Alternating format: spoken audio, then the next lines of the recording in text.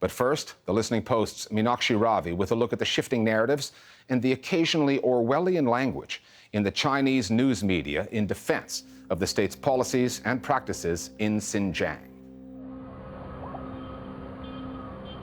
Reporting in Xinjiang, in China's far northwest, feels like traveling in a war zone. International reporting of this story began slowly. In 2017, journalists had already heard of a regime of surveillance in China's Xinjiang region, with body checks, facial recognition technology, and phone monitoring.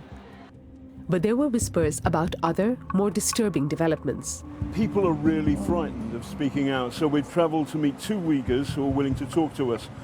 But they've asked us not to say where they are. Rumors of mass detentions of Uighurs, stories of vast camps, and of people vanishing for years. The UN said that it had received credible reports of some 1 million Uighurs being held in internment camps. The silence from the Chinese state was deafening. Initially, it had nothing to say.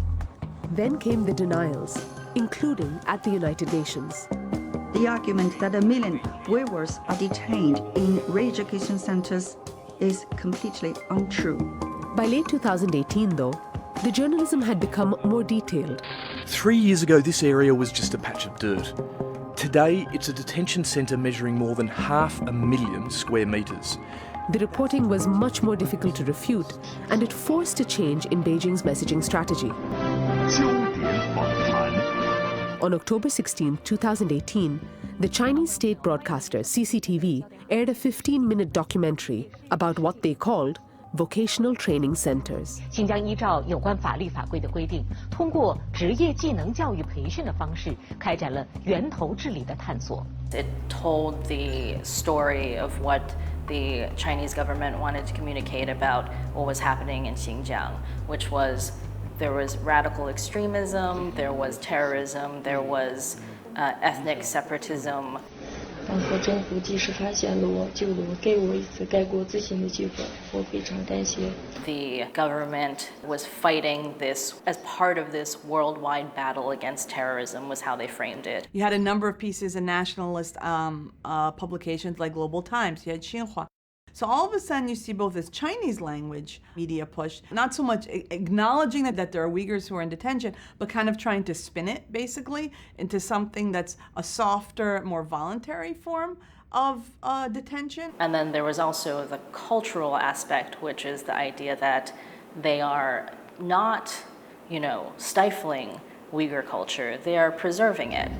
为了丰富学员们的课余生活，职业技能教育培训中心还成立了阳光文工团，聘请专业老师，培训有艺术爱好的学员。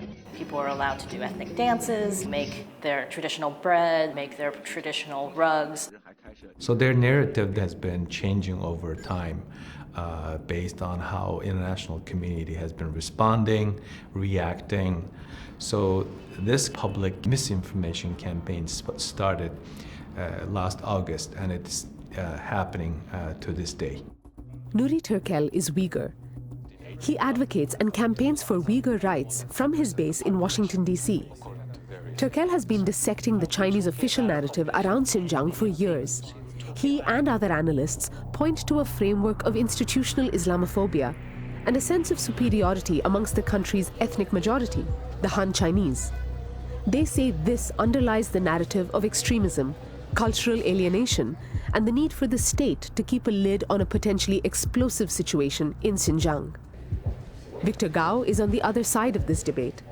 He's a media commentator who frequently takes issue with Western media coverage for underplaying bombings by Uyghur separatists through the 90s and early 2000s, as well as the riots in Xinjiang's capital, Urumqi, in 2009.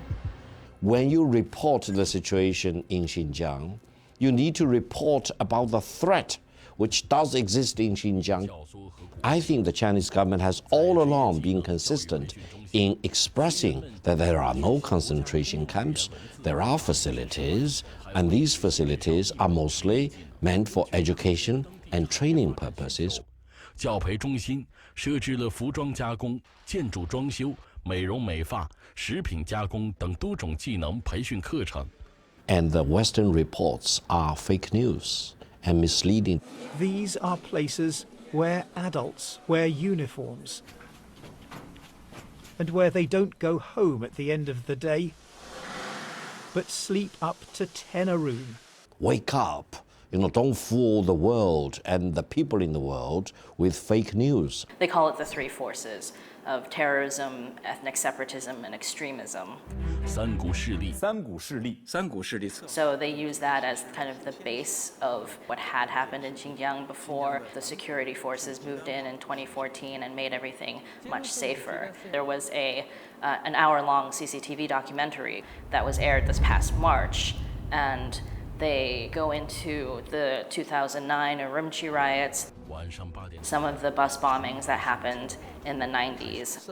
They interview the victims of those bombings. They show the burned out buses, dead bodies, in the wreckage.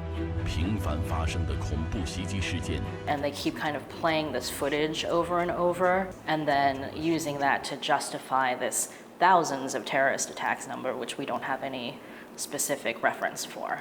The Chinese government has been very effective. It's in its misinformation campaign. It is still ongoing as we speak.